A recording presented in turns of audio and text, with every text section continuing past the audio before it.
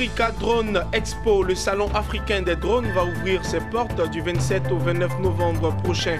Des précisions dans ce journal. Et puis, signature de convention entre l'ANADER et Scania, une société suédoise. Cette convention porte essentiellement sur l'étude de faisabilité de la transformation des cabosses de cacao en biocarburant en vue de réduire les gaz à effet de serre.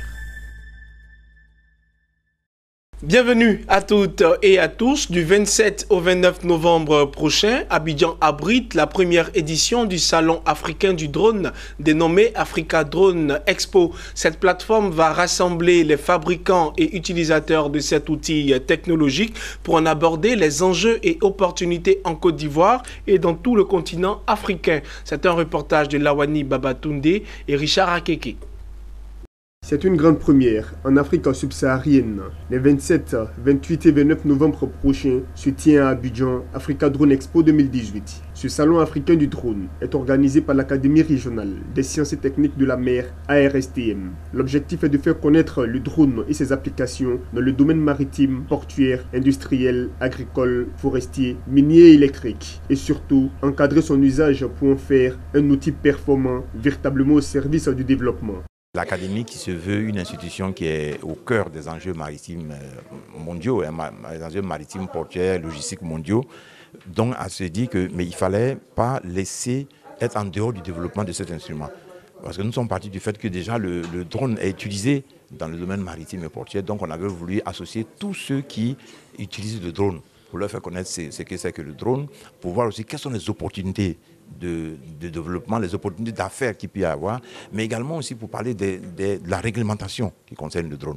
Et donc l'Académie étant une institution qui est partenaire du secteur du développement du secteur maritime, du secteur économique de façon générale, ne voulait pas être en reste de ce développement de cet instrument qui est important et qui prend de plus en plus de l'ampleur.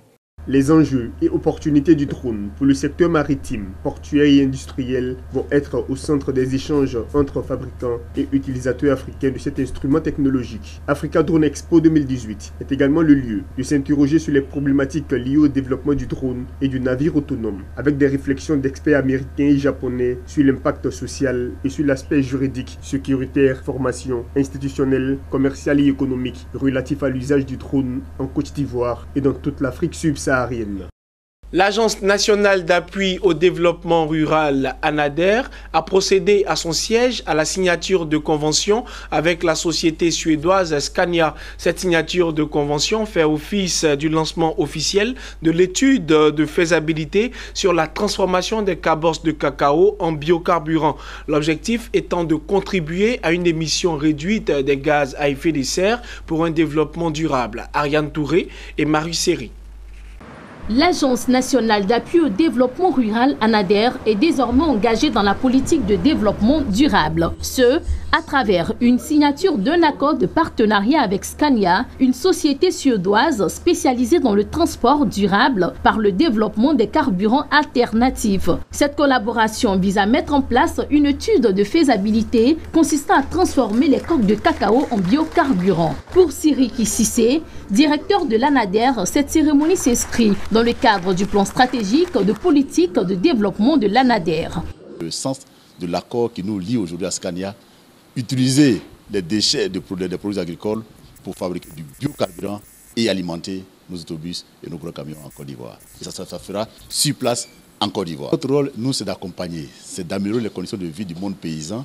C'est le monde agricole qui va bénéficier des retombées de la transformation de ces déchets, en fait ce qu'on appelle déchets avant, en biocarburant, et qui va encore améliorer leurs revenus, ce qui s'inscrit dans la droite ligne de la politique que prône le président de la République. Quant à Frédéric Morsing, directeur général du Scania, il a exprimé sa satisfaction de voir se concrétiser ce projet avec l'ANADER. Une action qui permettra aux populations ivoiriennes issues de différents secteurs d'activité de bénéficier d'un carburant à moindre coût ainsi qu'un transport durable par la réduction du CO2. Ce projet verra la construction d'une usine de transformation de coques de cacao en biocarburant par la société Scania en Côte d'Ivoire. Alors, le système consiste de la production du carburant dont le secteur agricole fait une partie importante. C'est l'industrialisation de la production du carburant qui est quelque chose qu'il faudra bâtir à partir de maintenant, et les bus qui circulent avec. Cette technologie, nous savons, nous l'avons depuis longtemps, des bus et des camions qui roulent à quasiment tous les biocarburants qu'on peut produire au chaud. Le départ de cette collaboration, c'est cette étude de faisabilité. Cette étude de faisabilité va pouvoir déjà d'étudier la quantité disponible, la qualité de ce biocarburant, et ensuite de vraiment repérer l'ensemble des acteurs locaux pour créer ce biocarburant. Mais également le modèle économique qui ressortira de cette production de biocarburant et le prix final finalement de ce biocarburant et les recommandations à l'État de Côte d'Ivoire pour faire vraiment grandir cette filière. Rappelons que l'ANADER a pour mission de contribuer à l'amélioration des conditions de vie du monde rural par la professionnalisation des exploitants et des organisations professionnelles agricoles en concevant et en mettant en œuvre des outils et approches appropriées des programmes adaptés pour assurer un développement durable et maîtrisé. Réfléchir sur certains sujets de l'économie boursière et dégager des orientations stratégiques, c'est l'objectif visé par les conseils d'administration de la Bourse régionale des valeurs mobilières BRVM et du dépositaire Central Bank de règlement. La rencontre d'Abidjan s'est tenue en présence des administrateurs du Togo, du Bénin, du Niger, du Mali et du pays hôte, la Côte d'Ivoire. Plusieurs recommandations ont sanctionné ces assises. Plus de détails avec Hervé Blagnon et Lyon Gilbert. Au cours du séminaire 2018 d'Abidjan, les administrateurs de la Bourse régionale des valeurs mobilières BRVM et du dépositaire central Banque de règlement DCBR ont planché sur 3 sujets majeurs: la gouvernance d'entreprise, l'évolution technologique et opérationnelle et la gestion d'entreprise. Au titre de la gouvernance, les administrateurs ont décidé de consolider leur gouvernance en l'inscrivant dans une dynamique d'amélioration permanente. Nous avons eu le professeur Traoré qui nous a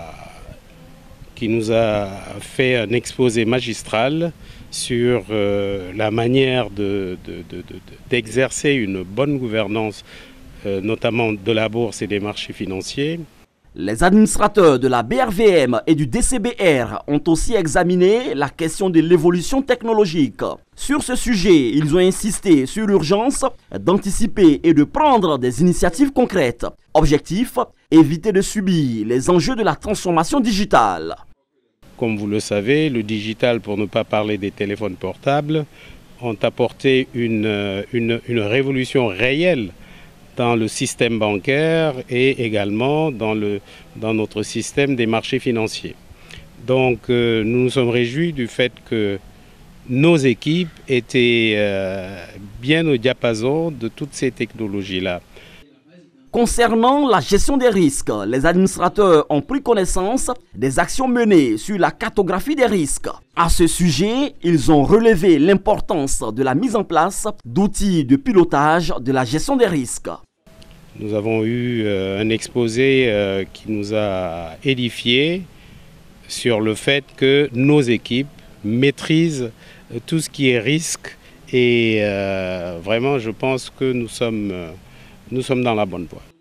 Les assises d'Abidjan ont permis aux administrateurs de la BRVM et du DCBR d'engager les structures centrales dans un processus de promotion des 2 institutions en tant que modèle dans leur environnement. Le gouvernement kényan envisage fusionner 3 institutions financières publiques pour former une méga banque dédiée au financement des infrastructures. Ce mastodonte financier national sera baptisé Kenya Development Bank. Le Kenya cherche à mobiliser des fonds pour financer des méga projets d'infrastructures d'un montant global de 20 milliards de dollars prévu dans le cadre de son plan de développement Vision 2030. Mesdames et messieurs, c'est la fin de ce journal et merci de nous avoir suivis.